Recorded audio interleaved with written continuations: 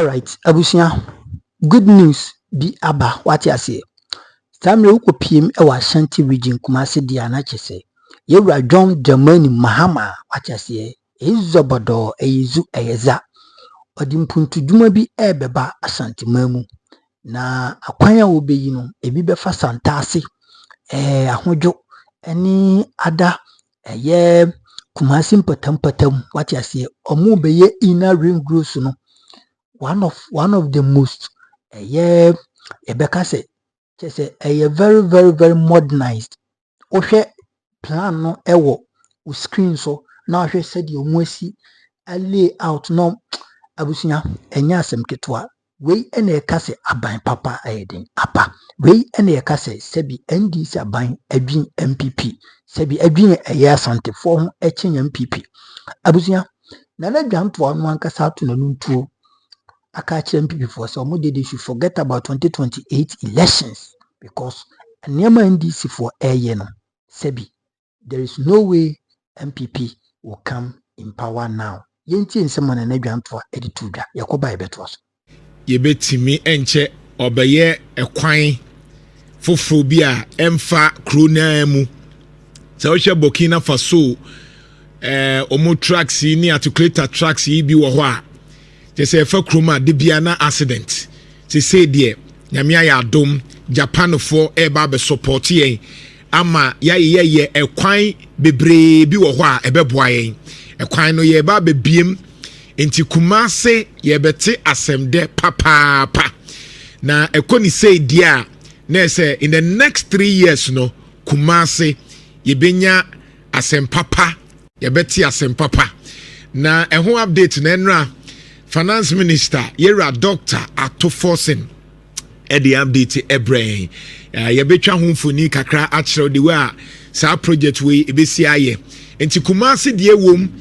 on se de bia ye kase kasa kese no efa eye ehadwen pa enti oba Facebook a ye the pictures no to Jaika on se Jaika de Japan for enti the project for the improvement of inner ring road in Kumasi city enti ebedru ba bi no na obetimi anya shortcut udru ejoso na pese wokọ mampo ana kọ awo efe ofri santase so ba mpacho bra Facebook na behwe ade efe de na won se efe Kumasi ebete asemde na aban so de aka ho enti ye kwan no obebiem ye kwan no o improve no na sika no nso aba nya afi na ebeba sika no nso aba enti Kumasi ti na se wote ya King Zuba emete ase eye mayor of Kumasi kachre say ye wo road bi wo ho ase wo kwan no ho a yi nyoma free ho because enche na ye ba be ye kwan no nti wo container bi wo sa stretch no so a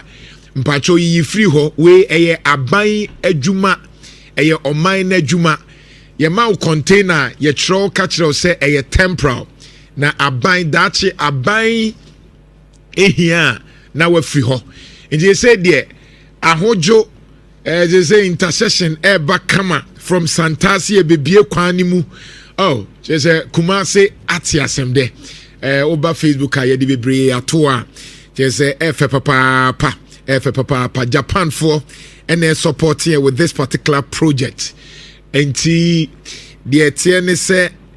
Kumasi greater Kumasi ring road no say o share 3D view na enti bedru baby obi ofri Santase eba ahojo no ye biem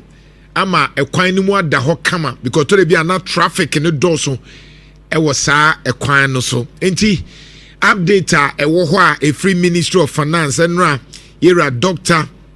Atoforsen ede baye no enti we die obesie atadwe yate asem a ede pa yate asem a ede pa in fact oko Dr. Atoforsen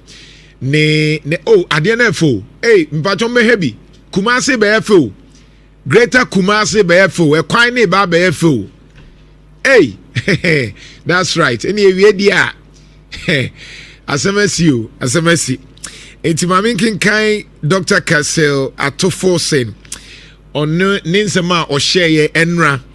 emfa Kumasi de no ho. O say, I know you have been yearning to catch a glimpse of how the 3 billion yuan Kumasi Inner Road Improvement Project will transform Osei. Well, the wait is over. So 3D nini alongside, apart from we no muyan muntie. On say me kachre will say enra chi me kachre will say abai a wo twa mu no swami interchange na sika ni ho na no ye kan asem ne kire o se swami interchange no na sika eni ho e je se aban ebe ka kire Kumasi fo se oye kwan eye swami interchange amai enso na oni sika nanso mu ma ye hu se oh ebi krase e be wie afi na akọ phase 2 afi ni akọ be bi foforo ebusia bra Facebook never share Ashanti region e kwan no aban ne say ode yaka ho enti swami interchange na aban sika eni ho no NDC aban enye sika maye me say ka bim swami interchange na MPP aban na sika ni ho enso mu ka che se enche no mu bewie no aban enye sika maye ma swami interchange kwan no ye ba be ye ni yie afen so e kwan bi didadida mantemo nso a Kumasi fair share no yensa be ka bi sunyanefo phase 2 ne nso monso mo ka ho sunyanefo no phase 2 monso mo ka ho bra Facebook macho ne ehwe bi ye nyina bra Facebook ne be hwe bi ye ka nsem na kyerɛw maka kyerɛw sɛ we na yesore media uye ade a ebebo Asanteman de a mepewa asem o media me pre enkoso ba Asanteman mu because mesum sikadwa enti de open bibi pa kokotoko no yenye na bro enti na no meka kyerɛ wo sɛ yato am MPP de nanso ope aban a oye Kumasi yi a eye NDC aban eye fact Uye wushia enye yi eye NDC abai from JJ ta ene eye atode bia ye pese ekohi empo ye papa kofo se mo be kaya in 2008 ade ba akwa ye de born so bo pa ne se Kumasi mpruntuo bebre wo ho a wantimi anwi ye papa kofo obi a wonim history bia no edrume bi kra no na nkofo bu afu se okwa na wo akwa ye voter region yie na wa wu krom wantimi anye ye papa kufu ye wo bypass ni bebi a atamils ne be ebe wieye wantimi anwie dodo na eto pe project pa eye monumental eye NDC aban mbe fa krom de bia bedru araga junction na accident ye wo kwan ni bi wo ho a umbefa krom eno ane se wo fam fikyire ho adwoso akire ho kofa mamponten pa na wukọ se wukọ esirema wakọ afenso swami interchange ni nso aban nya sika oba abeye Sunyani road phase 2 no obeye Konongo bypass MPP aban hyase sika ba sa bypass no nso oba betoa so afenso 45 kilometers Kumasi outer ring road and also ebe hyase na ni nyina kan apart from that nso muntie project na aban eba be yama greater Kumasi no de kan won ne se Comfortnochi teaching hospital na ya kan wansama kan na emire bi aban dada ni bu ya eduru ba bi wanya sika ntoaso no aban say sa project no ode ne nsa beka aye ho adwuma ama ye nyina yenya esomfaso afenso redevelopment and modernization of Kumasi Central Market into phase 2 no enso aban enya sika ye ba beye oh my idea yem priwomo say ni epe de ope bibia kokotoko no ye nya na bro ye rajo mahama nyankopon hyiraw meme de eba infrastructure mendauto baako se woka se obesi a yera jo mahama se woka se obesi a wo ye because we strength pa empo 2016 ne kura na enkoyi no 2016 na wa ban aye phone tantan time po na enkoyi no infrastructure there you were the best because 2012 they wan nya there 2012 to 2016 they only say amfa wan nya there ye nyina nim so wa kwa so wakomam ni say amfa because enyoma nan a wo kan ye 2016 no the otimi ya ade pa ba ko na say putting people first with the nipa bedi kan ba ko na say strong and resilient economy amamu ebe ya akono aye akono betimi do ho atwere ne ho so amfa transparent and accountable government corruption bebre amfa but ade ba ko a wo ye ade a sa nation builder no eye infrastructure development because wo time no enyoma wo di gugu akwan mu no enti meme de se mete se yera joma usu besi bibia men doubt baako because ubetimi aye why ye bi pen enti ye we de legacy mesraw se omomu hia ase ni nyina ma wani nkoho ye na obi ankobɔ kronu bi ama ɔkyena nko na nkofo contractors yi na ho nsɛm basa we de Japan fo na de omusika aba sika ne gu hɔ enti mu make sure se akromfo emedim enkowie sika no na afei project no afei ye ne ye jai dabi mijiudi yerajo mahama mijiudi so obetimi aye abroso oti ase ye mayani nwu ye mayani enwu yerajo mahama ye kumase ade we na Asanteman beda wase me se kabiem se otimi ye ade we pa mayen a nana gonje ni dehye yera Jomahama otutu tatai Jomahama so utimi ya ade we maye Asanteman bedo ase Asanteman bedo ase ni ebe sorry anopa na by 2027 santase kwan ye biem kama ekwan da so kama ofa adwo so ekwan dem so ami interchange eni namu phase 2 ye wie phase 2 Crofron market ye wie se wey ya mayen aferi ye wie ede bebiem pa na ye nkrofo o metimi aka Asanteman bedo asododo obe free 33 akọ 40 ye no homa ye wo de ye project we ma keke ne ye ntwa be 40 maw why era Jomahama ye project we ya waka so be ye no ma ye ne ye ntwa 40 maw ne emfa city be 3 bi nka ho maw ne so be 10 city bi obetimi a pushia na watwa ye betimi kra ma be 15 city bi wa Ashanti region wo de ye ma ye keke wo de ase memfi obia mentie obia Asantefo ye ni so de wo ye wura ni so menhia ni so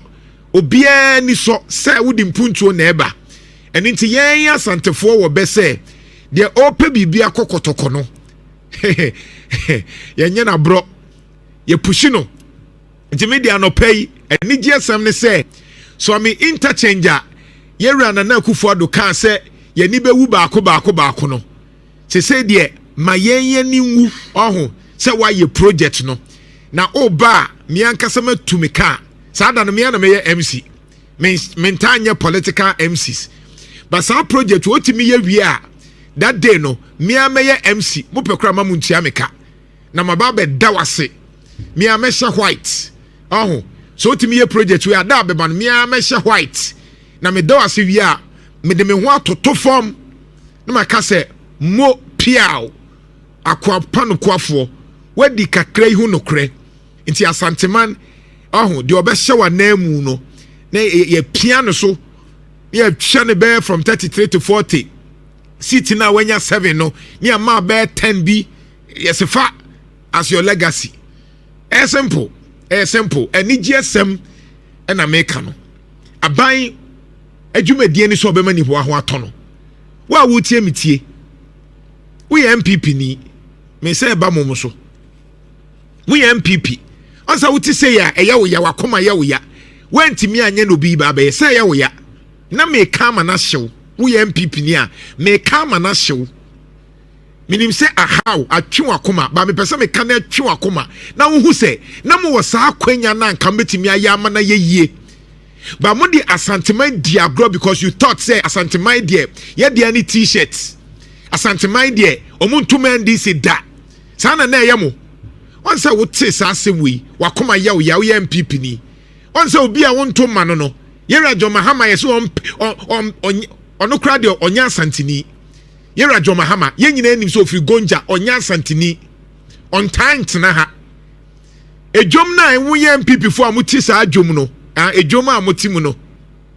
wo ye MPP ni wote dwom a otamfo ye ma o otamfo na ontoma no wo soame no oba be ye sa project we ya ma wo na wannam so na ye ofe munya sa akwanya ne wa ha de bia ne e ka kire ma mo se yamfo ye Jimmy Fronko sa akwanya na munya ya de bia ne e ka wansam se kwa brifo ye hiampuntuo munya ye kwan maye o munya we maye mo se ye Jimmy mfa ye yamfo ye Jimmy Fronko the G at time left and right me ka kire wo se ebedru ba bi no na person na janto aka bi ma menka me ka kire sa de na mo ye no me primpuntu aba Asanteman mu na mo manya me yie die ntia enti mo nka me ho MPP fo yi bi se buei ene wo tamfo ba be ye project amaye na wo soame na soame interchange NDC fo aye otiwa no asa akoto aba ma MPP da bi obebi adru na enya ye wumi tumo hwe wo ejo so ekwan ne abiem santas wo kwan traffic no every because NDC aban ba beye o se me MPP ni still say enye na wo kra so da tio se wo kọ na nanim bosomanim na ye bibi ma wo na wa na nase a wa eye ma wo makatro say mumma MPP for ensue nyansa no mumra 2032 se mo di MPP for ba 2028 a omumumo mi ana me nkrofo no omu de omu ye omu hui hwe de Kennedy Japan ene Dr. Bawumia nkrofo ye abronye di atem na Bawumia nkrofo so di atem party hwe de omu ye abronye di Kennedy Japan nkrofo atem Kennedy Japan nkrofo so di abronye atem na mu di Kennedy Japan atem na we di Bawumia atem party a omu pese etomo mu they say ye hu say Bawumia onim nyansa onka no kre onye credible MPP for me ati ase say Bawumia nye credible enti moto abama na emfa Kennedy Japan nkrofo ne kan yo Bawumia nkrofo nso aka ati say Kennedy Japan onye papa na kuma hano odidi atem eye ni interest oye business papa bi no ba be baby adru no MPP party na gu enya akono biem MPP kofo party no enya akono biem hwede obi eka what is say yewra se edu nketia ene Julius Debra obi e president o ma men kan kiro MNDC minimum mo president ase edu nketia pebi Julius Debra pebi yewra eripoku pebi atofo so onka so be president o ye ne ana ye pianity ene de show kuje tabla konka so be president Haruna Edurusunsu pebi ba what is say NDC for omumpanyifo no omupanu obi edidi obi ho atem da bi what is say Julius Debra nkrofo edidi asedu nketia atem da bi what is say asedu nketia supporters edidi Julius Debra atem da bi nano no mumienu edi nkomo esre because party no enti party ninti obi ehun say for the interest of the party Julius Debra nya president ope asedu nketia nya president ope nanso omu se party nti obi enu amate so obi edidi obi hu atem enti ubon se asedu nketio Julius Debra Haruno ometo abanawie na asumdi aba metimi aka no enne akire wo se Bawumia wini a Kennedy Japan nkrofo nko campaign ma no metimi aka do se Kennedy Japan wini a Bawumia nkrofo nko campaign on campaign enti yemu bia betena ha ne e ka kire se anka yebenya na nka mo de Bawumia ne Kennedy Japan asi nchen na makwa kofa another force omumia nsa na aka no dia ope se ope du twuma ana Kennedy can say engineer Kwabena Japan ana Dr. Brian Champon ko choose no and no crepa a woman ne say some people for pa per se omuye bibi muntie omuye bibi 2028 say MPP for person omuye bibi 2020 enya de o mawi no medical catch no memo bia na the MPP for nim me say patro boho enya de MPP for betimi awi ni 2028 emfa enya adwuma enya it's not possible. I'm telling you, say enya possible. Obi obeda da MPP for me da ka just say ye be say about 2028 no boa onim politics. Men da me catch am what they ato me say ene ye da bay ene day 3rd of October 2025 tro ne record me say enya dia MPP for be we ni 2020 omuntimi we ni the MPP for be ne say city kakra no omu beje kakra NDC for the so beti kakra but omu wini still and do obe take over from John Mahama no obeto aso MPP for be ba say 2032 but the mu here betimi aboa ne say mumpe obi owo animonyam ne huni enkekaye na ontimi muamo na party ne nya akono for 2028 na mo wimpo kakra mpo etimi apushi mu eti said John Mahama ye no na etimi apushi mu by 8 years no na NDC for ho nya akono na 2032 ye de maba min kansa ma woni beje but so woni mia woni say de ye no kra me ka kire wo mpe ba me ka kire because one say ye tena sia mu MPP for amuntie me MPP for mo tena sia me dada mu wo bra ne ye ka no kra ka kire mu say sa de ye ka kire mu enya sa na tie o ye ka kire mu me boa MPP for mo tena ase ne ye okrom ha na kufo do nkrofo ne ba no ma dada mu ye ka kire mu say enya no kra omu ba no ma yo ya break the 8 awie o menya 140 ye ka kire mu so mu boa enya no kra but man tie mu say ye mpem asem ya so wofom o ya so wofom me say MPP be wini a anka me catch us MPP be wini 2028 wa we MPP ni memo bia nada me say mu wini 2028 na se mo kofa Bawumia ana mo kofa Kennedy Japan ene de omu ye ikra de be west o de bottle se mo ko chusu Bawumia ana Kennedy Japan she no kra wase me catch MPP for because me domo me se muntie se mo kofa Kennedy Japan me menta wo mo ba me betena ha me ka no kra na kire me say se mo kofa Kennedy Japan ana mo kofa Dr. Bawumia biemusa ba party no ma sa say no it's not because I hate them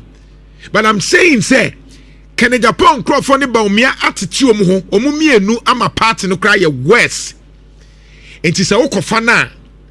unity emma mamenka nchiro enkabom na mo pe no emma Kennedy Japan Bawumia Crawford Bawumia Kennedy Japan emma omu beye se o enya hwe ba na ye hwe MPP fo ase Bawumia o ma na ase Bawumia o NDC fo otwen mo ye ka kire wo se na NDC for eteta se omumfa Bawumia mra me ka kire wo Bawumia me penasem he's a friend Bawumia is a friend me penasem me I feel say the way our system na treating no enya fair enyoma bebre wo ho a ye treating ye but to say MPP atete enomu say wo mu ho ntimi na maka chem say se man chusu obi a ni huni kekaye bebre na me ma agen say Bawumia ne anim no Kennedy Japan ni because you see sometimes sentokwa mienu koso a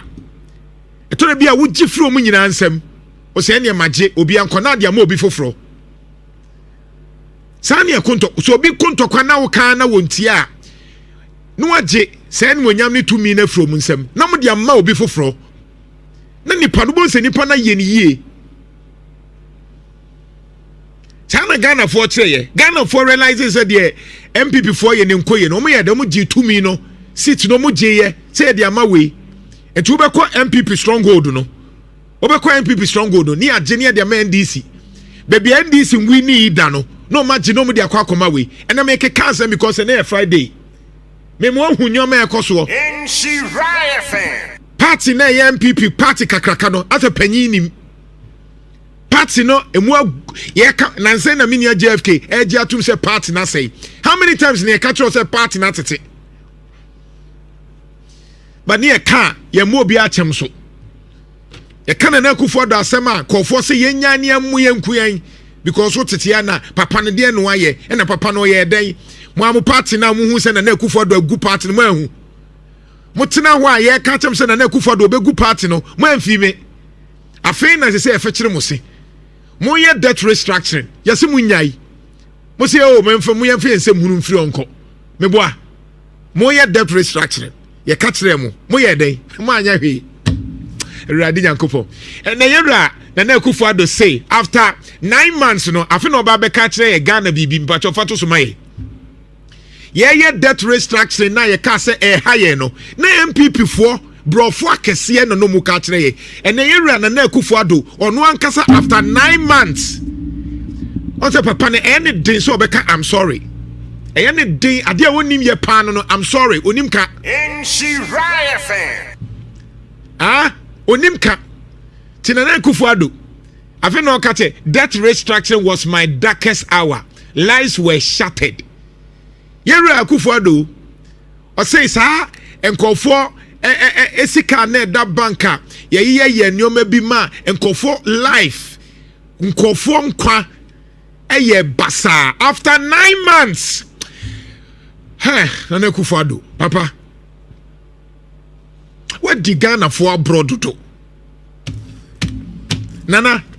what the Ghana for abroad do anyway I was so be patch ntine mu bi yes be patch wo no see I be patch wa because when we talk about this I become emotional because of unti me makonta nya stroke nana Akufo Addo because of you because of one kind of react adwuma me makonta when nya stroke because of this or one the banker what the aba now wo nkrofo asai agu papa na nya stroke ofri abroche na aba enti say when I'm talking about it, I become too emotional. What do your mind na Akufo Addo nature will never forgive you osoro mfa nche wo da wunti wa mani pa nya stroke ebi awu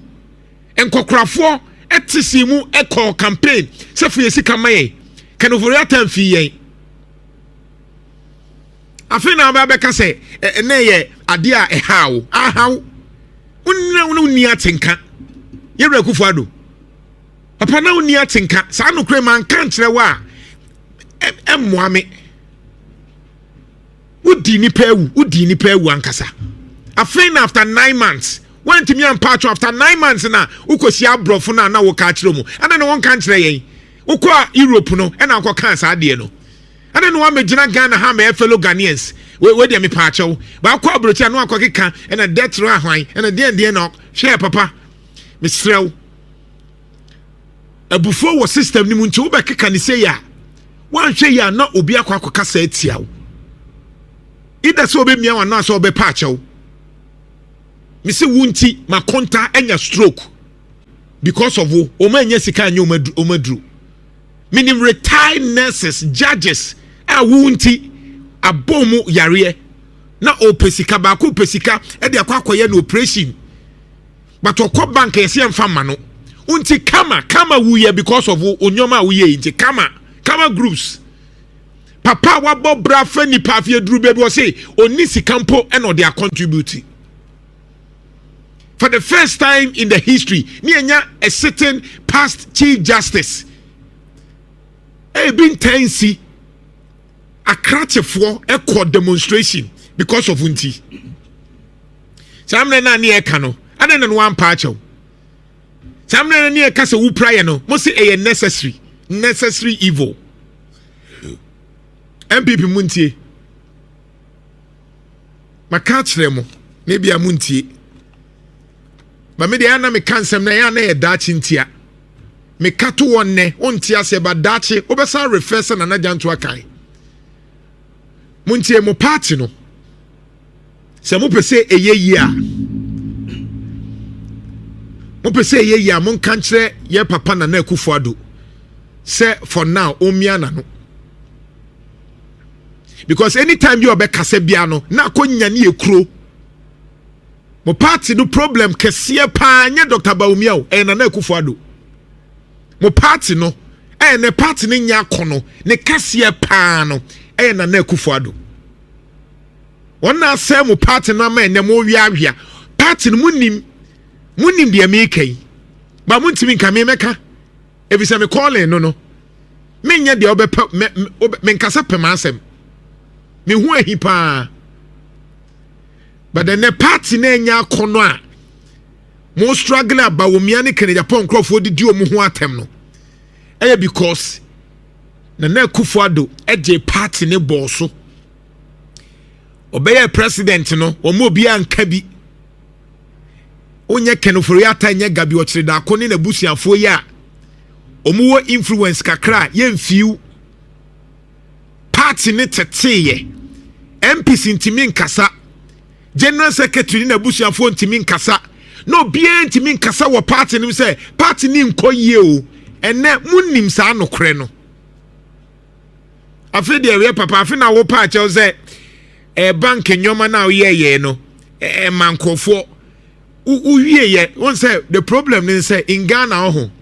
eno na ya na ha adwe no say obi be di dwiri mu sei obi ha adwen sei na obi ma ye ho kire ye sei a owia na ye say bon ho ban na me bompa say bedru baabi obeye president na broker gu wo sei a uwia ye ntua wo ka ana ye betetew entinka ye nru baabi say wo ye president na be boka bi a mfaso bi ani so a wakatua no ye betetew enti ye wose ma 20,000 a de bia na ye tew e bia 5,000 bosome ya ma period bi enti e bia say account 20 years enti ye betetew saa nya ka che say e ka na wo de no ebi ene ye tete say wo di betua no e bi say so ye bibia wi a ye ntimi nya ne hwe emra ne bo no ho ban emra ne bo ne ho ban kopim say time a agye yankopon beto ne nsa afre no ba wuntimi nya ade we wo China se wa create mess enye ye ne ye wo na wo koye ye wa ban ne koye obi ankase koye mu betwa ye nkontompo se ye nko IMF nti ye gi e-levy a mu gi e-levy sa ko IMF ye ko IMF sa ba ya na wo sa di esika wo bank ye ko kan ya buai na Ghana for to aba afi na wo MPP ni woto na wo twefa obo Ira John Mahama de wo ye ma ye greater Kumasi ye ni so ye ni je ye ma ye na Asanteman enkan wo Ira Franka mo akohene Ira Zuba Ira Nana Kwesi NDC chairman ene mpanyufo amwo munya ade we ma ye na ye be kai mo memo bia na adam say Asanteman ye MPP enya no kre atwam se wo ye ni yi a Asanteman be kai wo ye nya boni ayefo Asante nya boni aye Asante kai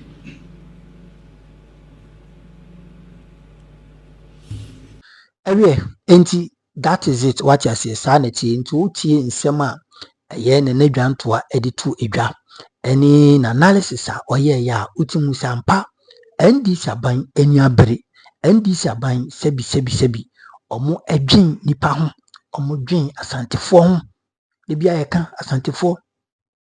mo ankasa modie MPP for buy omo ameye hwe ya ma Asanteman omo ameye hwe ya ma Asanteman enti no se ne NDC aba na se omo agi Asanteman fe so a e wo se asantefo momomani so na edu 2028 elections na mo show money munyam with another said na nadwanto kan mo be 15 seat na Ashanti region out of 45 seat na mo won a total seat or constituencies no so mutimi mo be 15 na 20 seats na MPP for any da honom because ene Ghana yewe sebi de waye bi da ene ye to an so anya obi a ode na no aka na wakeka nse na gu honom da bi na munye de monto a eye NDC aban so na untimi enko ne ni Asanteman we de mati asem de atadwumati de na yenkotie attorney general ene Yewura John Dramani Mahama MET CSO civil society organizations na Attorney General ebe kasa ase na ne nsɛm a ɔka nyinaa ne sɛ Nyankopɔn yɛ adom on the 6th of October 2025. That is Monday ya ebe untumi and report ɛwɔ Accra Circuit Court. Na ne nyinaa ne sɛ ne galamsey ne ho nsɛ nsɛm a ɔmokyee na ɔde no su Ghana for mu nsɔre o ɛyɛ mu nti ɛna dɛndɛn ɔkeka nsɛm bebree na busua afei ɛna judgment date no aduru hɔnom nti wuntumi nhyɛ aseɛ na ɔnkɔ yɛntie sɛ de Attorney General no osi ka ne nsɛm isifae ne ɛkɔba a yɛatoa so ɛde ama fellow Ghanaians. In terms of the legal steps, the Minister for Lands and Natural Resources has underscored the fact that legal and regulatory reform is at the heart of what we are doing in order to change the narrative about illegal mining. So one of the things we have done is to review the Minerals and Mining Act. And I have advised the Minister for Lands and Natural Resources that the current state of the law is such that licenses and leases can be granted over the whole territory of the Republic of Ghana. That includes forests, that includes the territorial waters and the exclusive economic zone. So the first thing to do is for us to streamline the Minerals and Mining Act. And for instance, in respect of mining in forest reserves, we will put a provision in the statute, in the bill, when enacted, that will prohibit mining in forest reserves completely. And I have told the minister that one of the things we can do is to identify all the forest reserves and put them in a schedule attached to the bill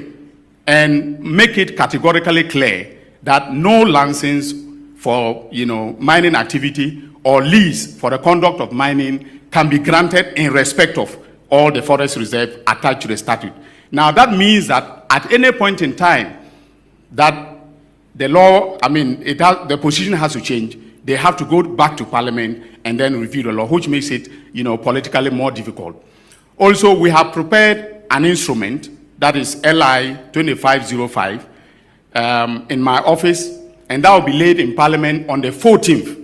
The Minister and I have agreed that on the 14th of October, when Parliament resumes, we'll lay that instrument to revoke the famous LI 2462, which is the infamous LI 2462, so that there will be no basis whatsoever for anybody to tamper with, with our forest. So immediately it is laid, within 21 days, it matures, and from that time onwards, we will not have LI 2462. Now, in terms of prosecutions, the statistics that were given included 1,400 arrests. 1,400 arrests.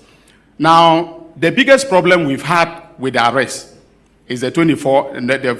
48 hours rule. Constitutional principle that we must bring them before the courts within 48 hours. Most of the judges have been granting them bail. So I remember the point that was made by Colonel Boa. When we arrested 9 people in Kumasi, he called me and I told him that immediately place them before the court and then ask for them to be detained so that we do our investigation. When they appeared before the court, Your Excellency, they were granted bail. Okay? Then they went back. He was very good in monitoring them. They went back into the forest. So I told him that even despite the fact that they've been granted bail, because they have gone back into the forest, they've committed a new offense. I asked him to arrest them, but to bring them to Accra, instead of placing them before a court in Kumasi. And I'm dealing with them now. They are in detention. We will not release them. We will make sure that even if the High Court says we should grant them bail, we'll go to Court of Appeal and go to the Supreme Court to ensure that we hold them until the dockets are prepared and then we send them to court. Currently, we have initiated prosecutions in 65 dockets. And Mr. President, there's a difference. When we say 65 dockets, it is not 65 individual persons who are being prosecuted. Some of them are more than 10. In fact, there is one case in the Western North. There are 28 minors that are involved in that prosecution. So the 65